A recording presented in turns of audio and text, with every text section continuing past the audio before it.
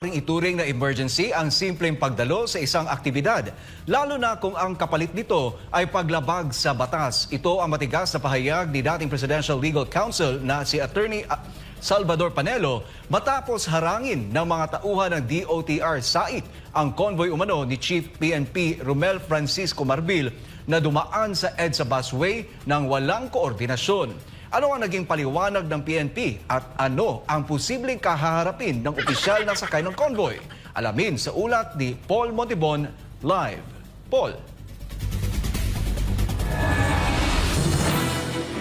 Troy, magandang gabi. Patuloy na inaantabayanan pa ang maging resulta ng usaping ito sa pagitan ng Philippine National Police at DOTR SAIC. Ito ay para linawin ang mga patakaran kaugnay sa tamang paggamit ng EDSA busway. Matapos ang kontrobersyal na pagdaan ng isang convoy sa EDSA busway nang walang paalam, diretsahang tinawag ni Attorney Salvador Panelo na lawbreaker ang Philippine National Police at ang tinutukoy niyang lumabag sa batas, walang iba kundi isang mataas na opisyal nito. Nangyaring insidente gabi ng Martes, Pebrero 25 taong 2025. Sa video nakuha ng Team Golf SAIC, makikitang dumaan sa bus lane ang convoy umano ni Chief PNP Romel Francisco Marbil, isang aligasyon na itinanggi ng PNP. Tinanggi mo, sinasabi ng mga tao mo, ikaw. Eh di dapat tinanggal mo itong mga to. Hindi ako yun. Clearly, ginamit ako nitong mga kupal na to. Kaya pagtatatanggalin ko sa posisyon yan, di ba? Eh hindi. Marbil, wala kang tinanggal sa posisyon, kupal. Wala kang nireprimand. Wala kang ipinresinta. Mantakin mo, tinakasan nyo na, bumalik kayo, ibang sasakyan para lang may maibigay kayong may maibigay kayong lisensya. Putang ina, nagsakripisyo pa kayo ng taong walang kasalanan para lang mapagtakpan yung kahayupan nyo. Sa pulisya, kailangan daw kasi na mabilis na makarating sa Campo Crame ang opisyal na sakay Ito, mamaya papakita ko sa inyo ang kalokohan nito Kayo na humusga kung si Marbil ba ito o hindi. Kayo na humusga mamaya. Sige, diretso. ng convoy dahil sa isang mahalagang aktibidad. Pero para kay Attorney Panelo, malinaw ang regulasyon. Tanging mga otorisadong sasakyan lamang ang maaaring gumamit ng EDSA bus. You know bakit alam yan ni Sal Panelo? Kasi po, noong panahon ni PRD, dyan binuo ang EDSA busway na yan, yung carousel. Dahil, kung matatandaan ninyo, hindi ba, nagkanda COVID. Oo, so, ayan po yung, isa sa mga paraan nila para maibsan yung traffic. So, alam ni Sal Panelo yan at gumawa sila ng guideline dyan. Sa guidelines, ang pwede lang dumaan dyan talaga yung mga matataas na posisyon. Hindi kasama doon ng PNP chief dahil putang ina niyan, gwardiya lang ng Pilipinas yan . Ang pinaka mataas na posisyon, presidente, vice president, speaker, senate president at saka justice, Supreme Court justice, sila lang ang pwedeng dumaan diyan na hindi emergency. Sila lang ang pwedeng dumaan na hindi emergency. Anything na wala sa listahan na yan, hindi na pwede. Hindi na pwede. Besides, yung convoy neto ni kupal na si Marbil, yung convoy niya, hindi nga siya marked vehicles hindi nga siya PNP Di ba? Ang may PNP lang yung motor, pero yung mga sasakyan hindi siya marked vehicle. Therefore, hindi talaga siya dapat pwede ron. Tapos mali na, pinagtatanggol pa. Ano pa masasabi ni Panelo? Sa isang memorandum sa pagitan ng PNP, MMDA at DOTR, mariiginiit ng PNP na hindi sila sakop ng naturang paglabag kung may lehitimong dahilan ang paggamit ng EDSA busway. Gago, di ba? Buwagin na lang natin yan para lahat tayo. Kasi kung lehitimong dahilan, lahat tayo may lehitimong dahilan para dumaan dyan. Ako, dapat makadaan ako dyan kasi babayad ako ng buwis. Dapat makadaan ako dyan kung kailan ko gusto. Kasi part ng pera ko napupunta dyan. Lahat tayo may dahilan. Kung kriminal ka, kahit nga kriminal, may dahilan pa rin. Ba't niya ginawa yung krimen Malalim na krimen yun. Eto, putya lalo na ito. Sabi ko nga sa inyo, if totoong sinasabi mo na hindi ikaw yung sakay niyan and narinig mo mismo sa video na ginagamit yung pangalan mo, you should have done something. you should have at least meron kang press con presenting itong mga gumamit sa pangalan mo at tinanggal mo sila sa posisyon. Pero ikaw kasi yun. Alam mo sa sarili mo na ikaw yun, nandoon ka. Hindi ko lang alam bakit nagmadali ka umalis. Baka mabisto ka, baka may kasama ka dyan mga sausage party siguro kayo sa sasakyan. Kaya ayaw mo mabisto kayo. Kaya umano ka na, umiskapo ka na. O, ganun ang nangyari dyan. Sa tala ng DOTR, tanging mga otorisadong sasakyan lamang ang pinapayagang dumaan sa bus lane, kabilang na ang mga ambulansya, fire trucks at mga opisyal ng gobyerno na may pinakamataas na ranggo sa bansa, ang Pangulo, Pangalawang Pangulo, Senate President, House Speaker at Chief Justice ng Korte Suprema. Maliban sa mga ito, tanging life-threatening emergency lang ang maaring gawing basihan para dumaan sa bus lane. Kaya naman giit ni Attorney Panelo, ang inirarasong pagdalaw sa isang aktibidad ay hindi maituturing na isang emergency. Law enforcer, lawbreaker. Sa kabila ng matinding kontrobersiya, Law enforcer, lawbreaker, nakakaya. Pero alam nyo mga bossing, wala talaga siyang dahilan dito na matino. Wala talaga. Ayaw lang talagang umamin na to. Ang tataas ng tingin sa sarili. Ayaw pang umamin na mga mali silang, mga hayop sila. Simple lang naman I apologize. I'm a human being. I'm really in a hurry because lalabas na yung tae ko. Ganun. Tinira kasi ko sa... Palabas na kasi kaya ganun. Medyo nagmamadali na talaga ako. Pasensya na talaga. O, hindi na mauulit. O, di ba mga kasimple-simple lang naman hindi. Puta yung pinagmamalaki mo pa, pinagtatanggol mo pa na parang hindi ka pwede magkamali. Ang kapal ng mukha mo, yun. Parang mas mahihiya sa'yo si Jesus sa sobrang linis ng pagkatao mo. itinanggi ng PNP na si General Marbil ang sakay ng convoy. Ayon kay Police Brigadier General Jean Fajardo, tagapagsalita ng PNP, ang sakay ng SUV isang mataas na opisyal na may hawak na sensitibong posisyon sa pulisya. Hindi na ito pinangalanan dahil sa isyu ng seguridad. Ngunit lumalabas sa video na kinumpirma mismo ng convoy na si Marbil ang sakay. Ang emergency, yung bingit ka sa kamatayan. Yan ang Kumatin ka lang ng event, hindi emergency yun. Sa isang panayam, nilinaw ni Transport Secretary Vivencio Vince Dizon na tangi top 5 officials ng bansa ang may exemption sa paggamit ng EDSA busway. Ngunit giit naman ni General Marbil, ayon sa DOTR guidelines, maaari raw dumaan ang police convoy. Mas magaling siya sa DOTR. Sinasabi na ng DOTR, hindi. Puta, mas magaling siya. Sinasabi ng DILG, bawal yun. Puta, mas magaling siya. Tangina ganyan kataray. Ganyan kataray ang lola nyo. Boy, kung ito ay lehitimo at emergency ang dahilan. Ngunit emergency nga ba talaga ito? Sino yun, sir? Ano ba ito, sir? Sino po yan? Sino po? Ay, bawal po dito yung dumaan, sir. Sinabi ko na po yan eh. Sino po yan, sir? Sa PNP lang. Sir, sino po yan? Anong pakialam ko, kuya, kung sa krami kayo? Ha? Anong pakialam namin kung sa krami kayo? Bawal kayo dyan, mga gago kayo. Sino po yan? Sino po yan? Sir, bawal po kasi, sir. Bawal pong dumaan dito, sir. Na wala po. Sabi namin yung rally sa EDSA sa PNP to eh. Minumonitor namin yung rally. Sir, wala kayong coordination. Dapat tumawag kayo kagad kanina. Sinungaling pa, minomonitor daw yung rally. Utangin na niya, minomonitor niyo yung rally. Nasa Ortigas kayo. Eh, dyan sa may White Plains yung rally na yan, kung di ba kayo mga gago? Mga sinungaling. So kanina may importante daw na meeting. Tapos ngayon naman, minomonitor yung rally. O so sino nagsasabi na to? So Marbil, dapat itong mga tao mo na to, itong si Pogak at saka si Tugak, dapat tinanggal mo sa posisyon yan. Dapat sinibak mo yan sa pwesto. Tama, mali. Bakit? Ginagamit pangalan mo eh. Kung talagang wala ka dyan. Sir, ano naman talaga dito na makikita tayo ng ano, sir, oh. Nakikita tayo ng mga sibilyan na hindi. Ganda nung sinabi ni Kuya, nakikita tayo ng mga sibilyan, no?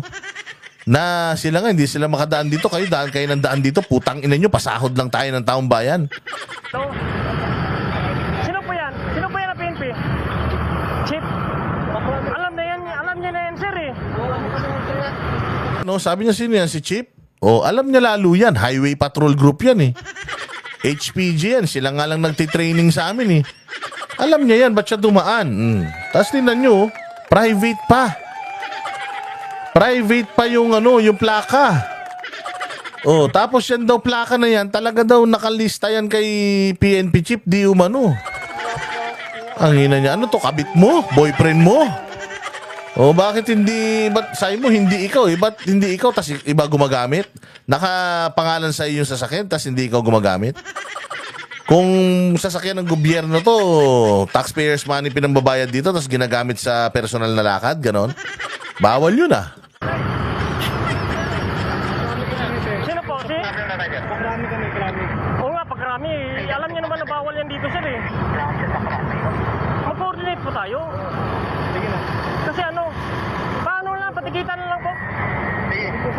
Ang galing ni Kuya, Ilonggo pa si Kuya. Ganyan ang mga Ilonggo talaga matatapang. Ha? Yan na kami sa krami. Paano na lang, patikitan na lang. Kasi alam niyo naman na, ulit-ulit na lang tayo, sir eh. Alam niyo naman talaga yung mandate natin dito. Sa kabila Ulit-ulit ng naging na- pagtatalo, pumayag ang Nakakahiya, di ba? Paulit-ulit na lang tayo dito eh. Paulit-ulit na lang tayo dito. Alam naman natin yung mandate natin dito. Mandate. Mantakin mo ang isang mababang ranggo na traffic enforcer, mas alam niya yung mandate niya kaysa kay PNP chief. Mahiya ka sa sarili mo, PNP chief. PNP chief ka pa naman. Tapos ikaw ang nangungunang lumalabag sa batas. Ngayon, alam ko dininay mo na hindi ikaw ito. Kaya lang sinasabi ng mga tao mo ikaw eh. And wala ka naman tinanggal sa serbisyo. So, alam na, tsaka napakasinungaling mo. Kilala namin kung gaano ka kasinungaling eh. Yung ginawa nyo nga sa KOJC, tingin nyo, tama yun. Yan pa kayang pagtawid nyo sa bus nila. Tsaka, sir, una sa lahat, kung hindi ikaw yun, bakit pinagtatanggol mo yung convoy na yun? Bakit sinasabi mo na, no, hindi, sabi sa DOTR, pwede kaming dumaan dyan. Utang ina. So, ikaw talaga yun. Dahil pinagtatanggol mo yung ginawa nyong kalokohan eh.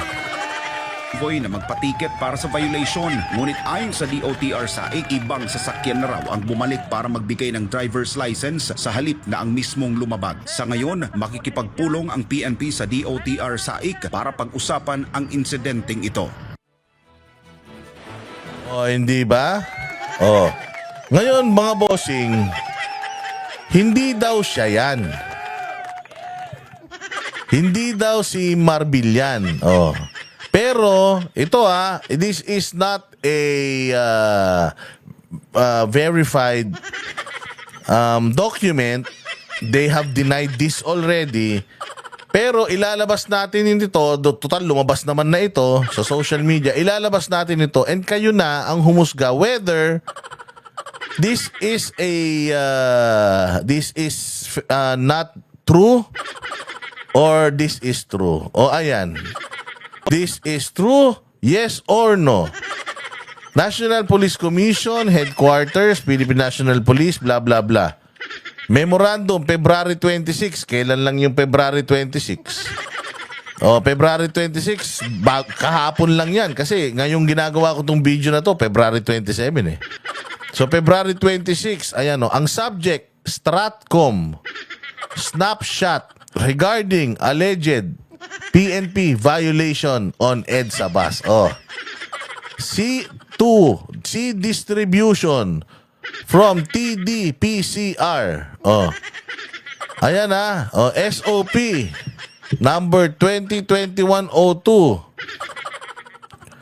This pertains to the recent incident regarding the alleged unauthorized use of EDSA bus lane PNP convoy. Ayan meron siya kasing may logo ng PNP.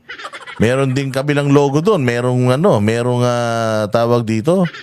Merong sa ibabaw yung letterhead. Ano ang nilalaman niyan? Hindi daw siya yan hindi daw si PNP chief yun anong nilalaman niyan? Ito po ang nilalaman niyan mga bossing. Strategic Communication or Stratcom. Ano yung kaninang nakalagay doon? Ayan Stratcom. Strategic Communication Snapchat. Ito, nakalagay din dyan.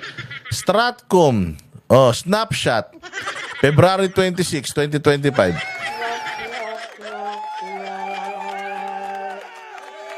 Ano ang laman ng memorandum? Again confidential to. Hindi natin sinasabing totoo to, hindi. Pero kayo na ang humusga whether totoo to o hindi. Papakita lang natin kasi nag-leak ito. Nakalagay dito, only the PIO shall be allowed to comment. Yan yung NHQ PIO shall be allowed to comment. All other PNP units, offices shall refrain from releasing statement. Walang magsasalita. Ang magsasalita ang spokesperson lang at yung mismong nasasangkot. Wala. Sino yung sakay nun? Wala. Wala magsasabi. Ultimong siya, hindi niya sinasabi kung sino yung sakay nun. Nakalagay dito, PCADG shall mobilize its resources to overshadow the issue, redirect public attention, and mitigate any further negative impact of the chief PNP and the organization. So ang utos na ito, sinasabi na gumawa kayo ng mga smoke screen. Maraming mga issues. Gumawa tayo ng maraming issue para hindi na mapag-usapan to. Walang magsasalita tungkol dito. Completely silent tayo tungkol dito. Tapos, lahat kayo, gumawa kayo ng mga bagay para ma-overshadow or mapagtakpan itong kahayupan natin.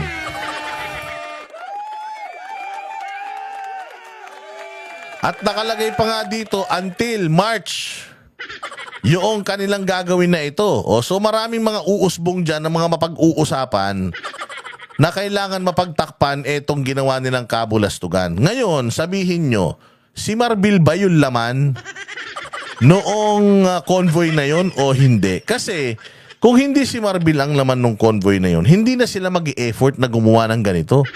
At saka bakit ganun, sir? Mali naman yun. Kung ito, hindi ko sinasabing totoo, pero kung totoo ito, itong memorandum na ito, pagtatakpan nyo yung ginawa nyo? Imbis na harapin ninyo, imbis na sana harapin ninyo yung pagkakamali ninyo, pagtatakpan nyo? Ganyan ba trabaho ng pulis? Na yung ebidensya, pagtatakpan, yung krimen, pagtatakpan? Ganyan ba ginagawa? Ganyan ba strategy ni Bongbong Marcos at ng PNP na kapag ka merong malaking issue tungkol sa gobyerno, uutusan kayo na gumawa ng kaliwat kanang mga kabulastugan para mapagtakpan yung totoong issue ng bayan?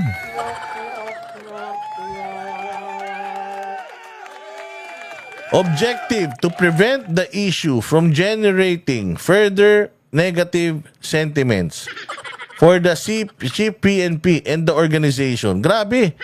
Mantakin mo, ginagamit mo ni Chief PNP yung kapangyarihan niya. Kung totoo to I'm not saying this is true, pero ginagamit ni Chief PNP yung kanyang kapangyarihan according to this document para pabanguhin yung pangalan niya. Putang ina. Imagine, ganyan kayo kahayop, ganyan kayo kabalasubas na nagagawa kayo ng mga bagay-bagay para lang mapabango ka. Lalabag-labag kasi kayo sa batas Lalabag-labag kayo sa batas, tapos maghahanap kayo ng paraan kung paano nyo harapin nyo na parang mga totoong mga lalaki, harapin ninyo yung kalokohang ginawa ninyo. Make a public statement, yes, I was there, I apologize. As ang alam ko kasi talaga, allowed kami. But anyways, I'm only human. So I've learned from my mistake, rest assured na hindi na mangyayari yan. Di ba? Pag ganun, okay na, tapos na. Gano'n ba kahirap para sa administrasyon na to ang mag-apologize? Gano'n ba kahirap para sa administrasyon na to ang aminin yung kanilang pagkakamali? Kasi tao lang naman tayo. Hindi naman tayo mga robot, hindi naman tayo mga Diyos. Again, etong pinakikita natin dokumento na to, lumabas na to sa social media. At lumabas na rin to sa mga balita. So, ako, nire-reactionan ko lang. If this is true, napakasama nito. Napakasamang precedence nito para sa natin, PNP natin na ganito pala kayo. Kapag ka meron kayong mga kabulastugan, pinagtatakpan nyo ng mga issue ng bayan. So, ginagamit nyo talaga yung mga issues para hindi na mapansin ng taong bayan yung totoong problema ng Pilipinas.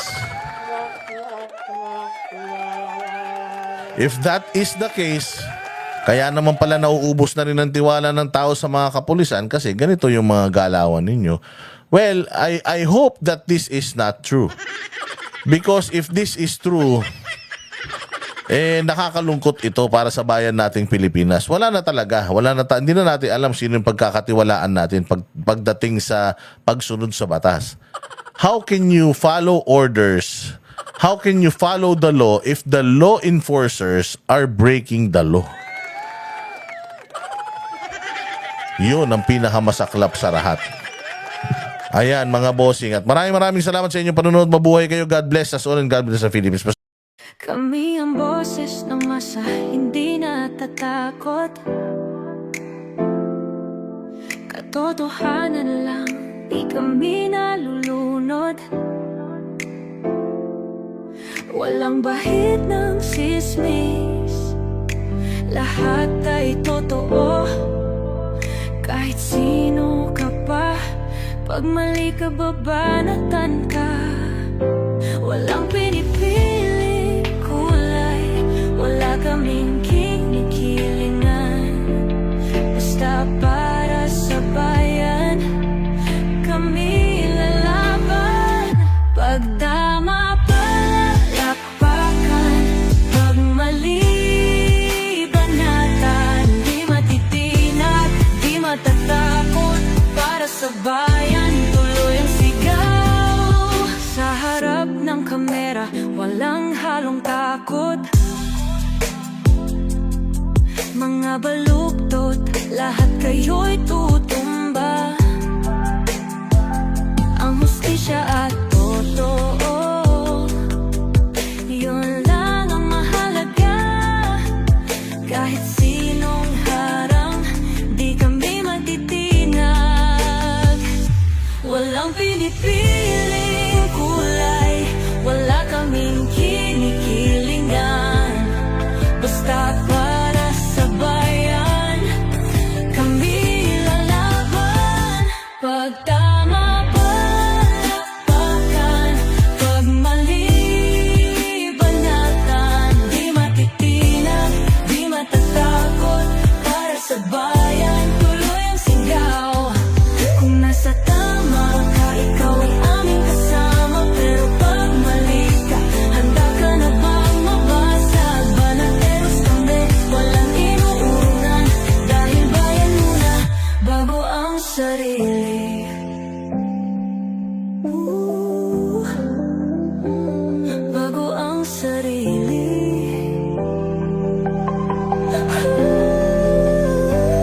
Pag tama palakpakan, pag mali banatan. Banateros ang sigaw, katotohanan ang laban.